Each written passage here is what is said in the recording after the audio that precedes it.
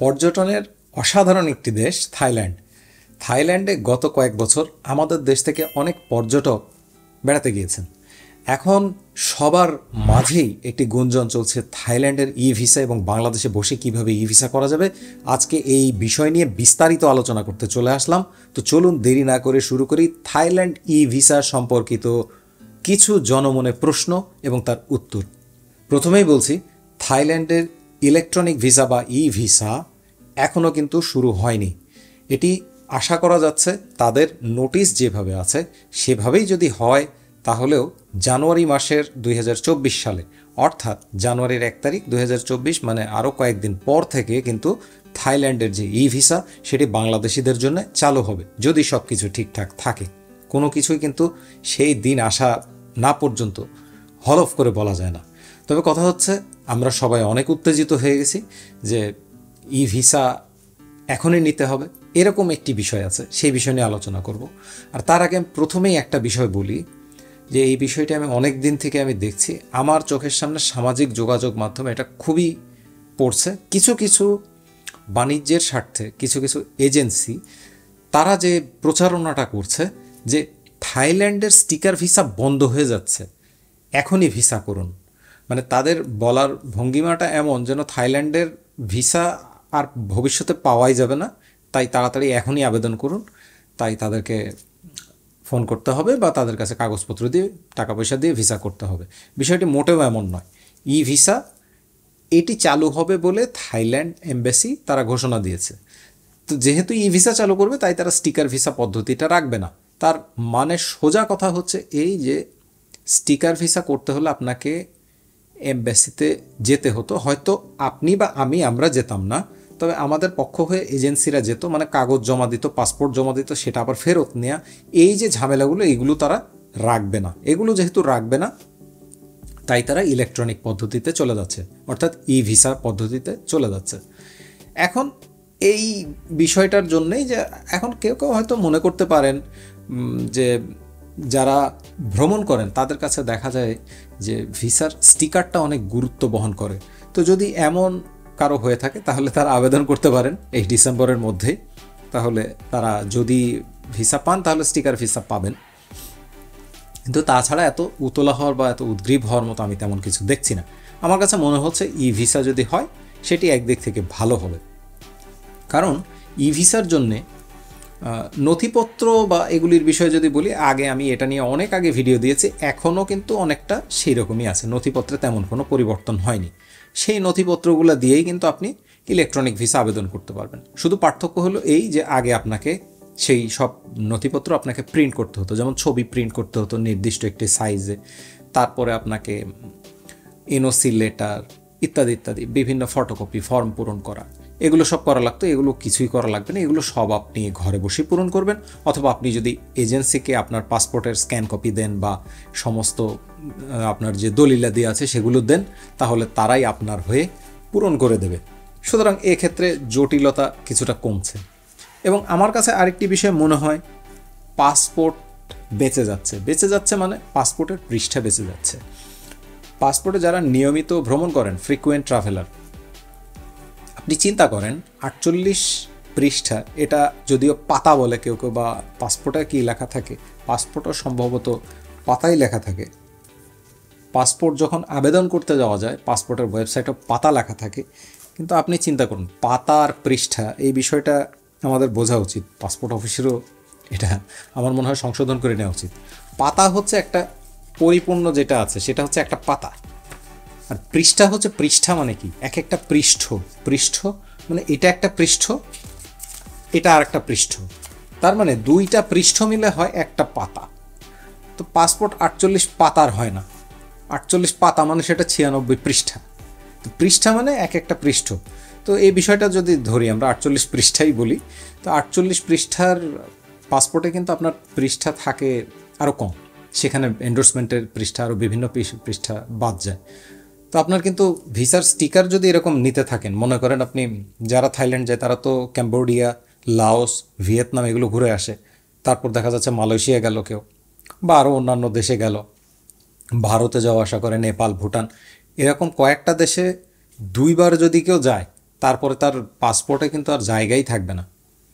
এতগুলো sticker visa লাগার পরে পাসপোর্টের জায়গা একদমই কম হয়ে যাবে, তাকে পাসপোর্ট আবার ইস্যু করতে হবে।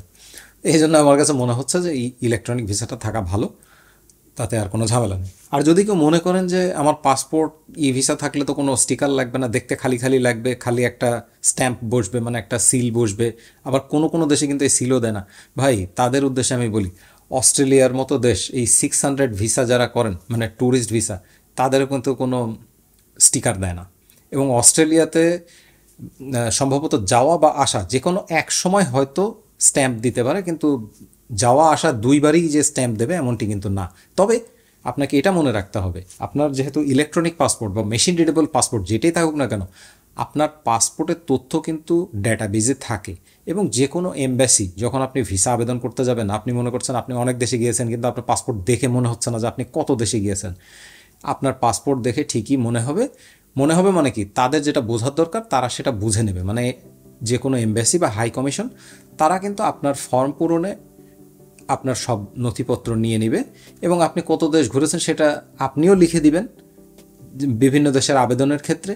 এবং তারাও কিন্তু পাসপোর্টের তথ্য যখন যাচাই করতে চাবে, তারা কিন্তু তথ্য যাচাই করে নিতে পারবে যে আপনার আসলে আপনি কত দেশ বা কোন কোন দেশ ভ্রমণ করেছেন, কয়দিন থেকেছেন, সবই তারা চাইলে বের করতে পারবে।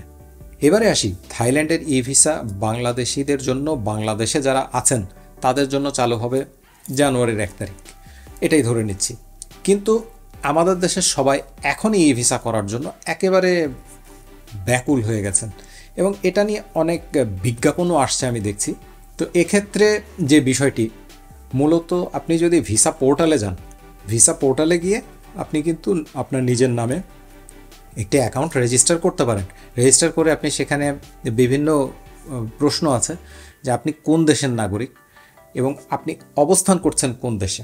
যখন আপনি দেবেন যে আপনি বাংলাদেশি পাসপোর্ট হোল্ডার এবং বাংলাদেশে অবস্থান করছেন, সুতরাং আপনাকে বলবে যে go to your nearest consulate, এরকম বলবে যে আপনি কাছের যে এম্বাসি আছে সেখানে আপনি যান। তো এটাই হচ্ছে মূল বিষয়, যে আপনি ভিসার জন্য যোগ্য না। এখন বাংলাদেশের যারা মানুষ আছেন বা যারা এই সমস্ত ব্যবসার সাথে জড়িত বা এরকম ভিসা করেন, তারা তো আসলে বিভিন্ন রকম বুদ্ধি করে, কৌশল করে তারা বিষয়গুলো করেন। এখানে কিছু বিষয় আছে সত্যি, এটা কৌশল হোক আর যাই হোক, বিষয়টা সত্যি, বিষয়টার মধ্যে কোনো ভুয়া বলে কোনো বিষয় নেই। সেটি হচ্ছে, আপনি বাংলাদেশি পাসপোর্ট হোল্ডার, কিন্তু আপনি যদি অন্য কোনো দেশে থাকেন যেই দেশ ভিসা পদ্ধতি অলরেডি চালু হয়ে গেছে থাইল্যান্ডে, সেই দেশে থেকে কিন্তু আপনি ভিসার জন্য আবেদন করতে পারেন। ধরে নিচ্ছি, আপনি সাধারণভাবে আগে চিন্তা করুন, আপনি আমার এই কথাগুলো শুনলে আপনি নিজেই বুঝতে পারবেন। ধরুন আপনি শ্রীলঙ্কা গিয়েছেন, শ্রীলঙ্কা গিয়ে আপনি 15 দিন 20 দিন ধরে আছেন। এখন আপনি সেখান থেকেই চিন্তা করলেন যে আপনি থাইল্যান্ডে যাবেন, অথবা আরেকটু কাছাকাছি যাই, ধরে নিন আপনি গেলেন মালয়েশিয়া। মালয়েশিয়া এখন অনেক সহজে ভিসা দিচ্ছে, ভিসা দিচ্ছে। আপনি ধরে নিচ্ছে মালয়েশিয়া গেলেন, মালয়েশিয়ার থেকে আপনি চিন্তা করলেন যে আপনি খুব সহজেই কিন্তু যেতে পারবেন থাইল্যান্ড, কারণ সেখান থেকে ল্যান্ড পোর্ট দিয়েও যাওয়া যায়। তো এরকম যখন আপনি অন্য কোনো দেশে থাকবেন, অনেক দিন থাকা অবস্থায় বা থাকার পর আপনার কাছে কিন্তু মনে হতেই পারে যে আমি আরেকটা দেশে যাই, ঘুরে আসি। বা যারা প্রকৃতপক্ষেই ট্রাভেলার, তারা এরকম করতেই পারে, এক দেশ থেকে আরেক দেশ যেতে পারে। তখন আপনি কিন্তু সেই দেশে বসে সেই দেশের হাই কমিশন বরাবর আপনি আবেদন করতে পারেন। মানে বিষয়টা আমি একটু পরিষ্কার করে বলি, আপনি ইলেকট্রনিক ভিসা আবেদন করবেন ঠিকই, কিন্তু যখন আপনি আবেদন করবেন যে আপনি বাংলাদেশি পাসপোর্ট হোল্ডার কিন্তু আপনি অবস্থান করছেন শ্রীলঙ্কাতে, আপনি আবেদন করতে পারবেন, আপনার আবেদন গৃহীত হবে। গৃহীত হওয়ার পরে পরবর্তীতে যদি আপনার কাছে কোনো তথ্য চাওয়া হয়, যে আপনাকে এমবাসি কোনো একটি তথ্যের জন্য ডাকলো, অথবা আপনাকে বলল যে এই কাগজটি আপনি আমাদের এমবাসিতে এসে জমা দিয়ে যান, তখন আপনি কি করবেন? তখন আপনি সেখানে থাকলে সেখান থেকে সে কাগজপত্র দিয়ে আসতে পারবেন। ধরে নিচ্ছি যে আপনার পাসপোর্টটি দেখতে চাইলো, অথবা আপনার অফিস আইডি কার্ড দেখতে চাইলো, বা যে কোনো নথিপত্র হোক সেটা আপনার কাছে দেখতে চাইলো, সেটা আপনি গিয়ে জমা দিয়ে আসতে পারলেন। বা যদি না থাকে, আপনি সেখানে সরাসরি গিয়ে বললেন, দেখেন আমি তো ট্যুরিস্ট, আমি তো এই দেশেই ট্যুরিস্ট হিসেবে আসছি, তো আমি এখানে কি দেব। যেটাই হোক আপনি সেটা করতে পারবেন, সেটা আপনার জন্য বৈধ। কিন্তু আপনি বাংলাদেশে বসে কখনোই ই ভিসার জন্য আবেদন করতে পারেন না। যদি আপনি বাংলাদেশে বসে থেকে আপনি বলেন যে আমি শ্রীলঙ্কায় আছি, তাহলে তো আপনার শ্রীলঙ্কার যে এন্ট্রি সিল, সেই এন্ট্রি সিলটা আপনি দেখাতে পারবেন না। সেই সিলটা না দেখাতে পারলে আপনার আবেদন কিন্তু গৃহীত হবে না। এটা একটা বিষয় সবাই ইদানিং আলোচনা করছে, এন্ট্রি সিল থাকলে ভিসা হবে। এবারে বলি এন্ট্রি সিলের কথা। মানে কেউ কেউ বলছে যে আপনি একবার শ্রীলঙ্কা বা কোথাও কোনো দেশে গিয়ে ঘুরে চলে আসছেন বাংলাদেশে, সমস্যা নাই, আপনার তো এন্ট্রি সিলটা আছে, ওই সিলের কপিটা দিবেন, সিলের কপিটা দিয়ে আপনি ভিসা আবেদন করবেন। তার মানে কি, এখানে কিন্তু একটা চোরামি বুদ্ধি। চোরামি বুদ্ধি কেমন?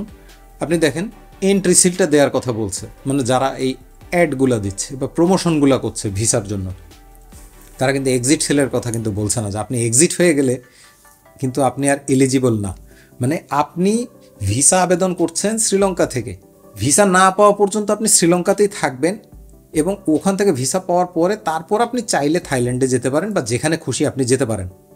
কিন্তু যখন আপনি আবেদন করেছেন, ধরুন আপনি বাংলাদেশে বসেই আপনি কোনো একটা দেশের জন্য আবেদন করেছেন, ভারতীয় ভিসাই ধরেন, ভারতীয় ভিসার জন্য আবেদন করেছেন, আবেদন করার পরে আপনি যদি এদেশেই না থাকেন, তাহলে কিভাবে হবে? কিভাবে তারা আপনাকে ভিসা দেবে বা পাসপোর্ট দেবে? কিভাবে কি করবে?